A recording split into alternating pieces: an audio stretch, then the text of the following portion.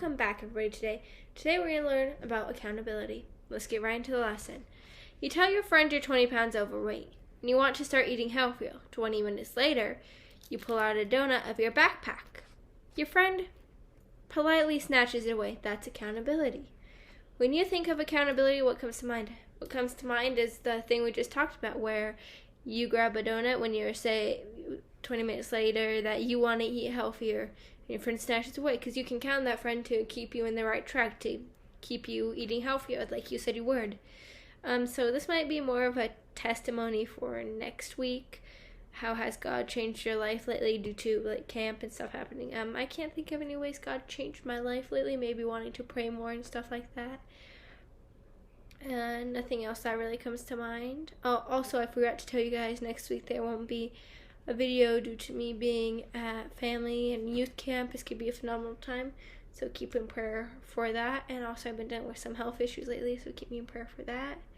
God is going to move mightily there, so I'm looking forward to that. Alright, let's continue on here. Parable. Five reasons not to give when missing school. I can't come to math class today because there's a test I haven't studied at all.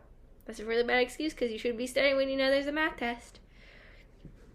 I won't be in school tomorrow because I know I'm going to be sick. You shouldn't always know if you're going to be sick or not because maybe you'll get better overnight. I can't go to school today because my hormones are raging. Forge a note from one of your parents with January 32 as the date. It may be a different date that day. Say that you missed the bus when you leave right across the street from the school, which you can walk to the school if you miss your bus then. What is the silliest excuse you ever heard? Put it down in the comment sections down below. Also be sure to like, share, and subscribe. Let me see if I can think of one. Maybe someone saying, I had to go to the zoo. Being like, why would you have to go to the zoo before school in the morning? Someone saying, I forgot my breakfast. There are so many crazy excuses people give for being late for something or not showing up for something. They say excuses are like noses. Everybody has one. If you constantly find yourself making excuses, it could be that you're suffering from a lack of accountability. So you need accountability in your life if you keep on making up excuses for being late for something or missing something. To be accountable means you're under the report to explain or justify yourself. No excuses means if someone's like, why were you late today? You're not like, oh, I was eating a donut in the parking lot. Because people can't rely on you if you always make up excuses for being late or not being at things. Like these excuses we just gave example to. Or you justify yourself. So you justify with a real reason why you weren't there or why you were late. It means you're holding yourself responsible for your actions. So actions you did, you're like, okay, I did that. It's my fault. Because I did that, I was late. And you're given other permissions to hold you responsible. So you let others say something that hold you responsible for what you did. In our society, little embarrass is placed on accountability. The prevailing mentality says, if it feels good, do it. If not, don't do it. So basically society says always, oh, if it feels good, do it. If it feels good to you, if it feels good missing that study period over that, if it feels good doing that party over that study period, do it. If it doesn't feel good, don't do it. But that's not the mentality we should do. If it feels bad, sometimes you need to do it. If it feels good, sometimes you need to do it. Not all the time you have to do things that feel bad. But you just need to be careful. You need to watch yourself. Okay. Last spring, a popular Christian magazine and blog for 20 and 30-somethings ran an article claiming that if you don't feel like praying or reading your Bible, the solution is don't. The article went on to explain that God gets you You're the only human, and you should do something you enjoy instead. The idea that should do what makes us feel happy started 6,000 years ago when a snake told the first man and woman that if the fruit appealed to them, like they liked what they saw, they should eat it. The idea has since grown, even in Christianity. As our culture downplays the importance of responsibility and self-discipline, discipline is important, even though you may not like it. A growing number of teens and young adults have no backbone, no self-control, no accountability, no responsibility, and where is no accountability, chaos soon follows. Anytime the Bible mentions people who did what was right in their own eyes, trouble and bad things were just around the corner. Fortunately, we are not of this world, and we do not have to adopt the attitudes of this world or the culture of this world. Now I'm going to turn to Ephesians 6:12, and you guys can turn to Ephesians 6:12. Let me just open up my Bible on my phone here. All right, Ephesians 6:12.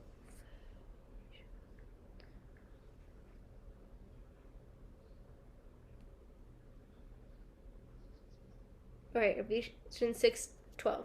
For we wrestle not against flesh and blood, but against principalities, against powers, against the rulers of the darkness of this world, against spiritual wickedness in high places. Our battles in this world are not physical, but spiritual, just like Brother Mulliken talked about in the interview. Be sure to check that out. If we are to survive spiritually, we must make ourselves accountable to other beliefs who can encourage us in the fight against the forces of darkness. Now we're going to read Proverbs 27:17. Let me just get it up on my phone again. Proverbs 27:17, and it says, "Iron sharpeth iron, so a man sharpeth the countenance of his friend." Together, through accountability, we can help each other become sharpener in the spiritual matters and stronger in the matters of self-control and responsibility. Self-control is important. All right, Hebrews 10:24 through 25. So let's turn our Bibles to Hebrews and to chapter 10, verse 24 through 25. Sorry about that. Okay, and let us consider one another to provoke unto love and to good works, not forsaking the assembly of ourselves together, as the manner of some is, but exalting one another, and so much the more, as ye the day approaching. Are some of the tools God given us so that we can win against the powers of darkness? Accountability is the means by which we spare one another towards righteous living. What does righteous living mean? Does anyone have a guess? Put it down in the comment section down below. To me, it means right living. How does accountability encourage wiser actions and choices? It helps you to trust others. It helps others to trust you. And you know what you're doing when you're accountable. In what areas of your life might you benefit from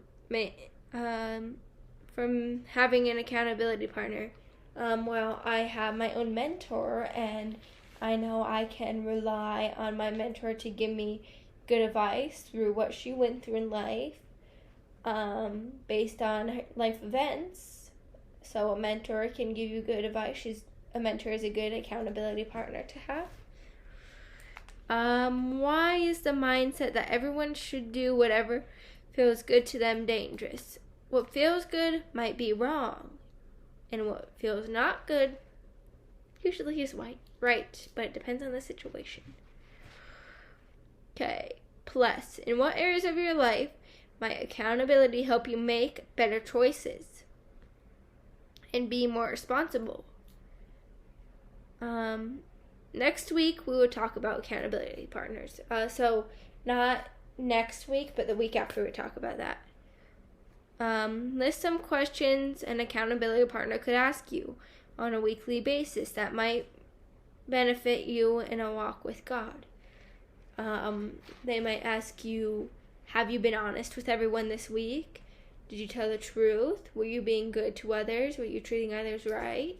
There's so many other questions. If you have any ideas of other questions they might ask, put it down in the comment section down below. Alright, let's end in prayer. God, show us in what areas of our lives where accountability could give us extra power we need to overcome as the world adopts the attitude that we should do whatever pleases the flesh.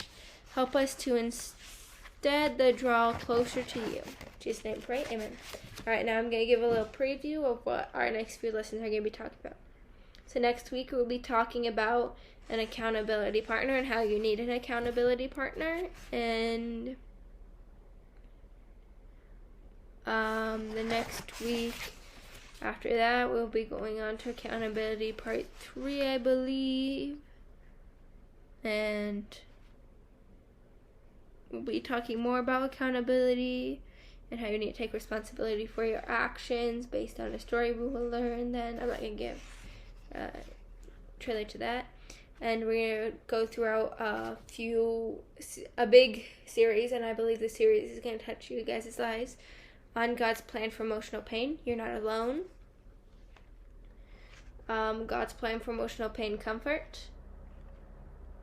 God's plan for emotional pain, Jesus understands, because Jesus does understand what you go through. God's plan for emotional pain choice, which is a big one. God's plan for emotional pain rest, which rest is important. Footprints on the moon, never give up. And we're going to talk about famous people in that lesson who never gave up, which I believe that the Footprints on the Moon, Never Give Up will be our first lesson with the P7 Club of 2025 through 2026. If you guys haven't checked out the video of that yet, be sure to check it out. Thank you guys for joining us. See you next time. Bye.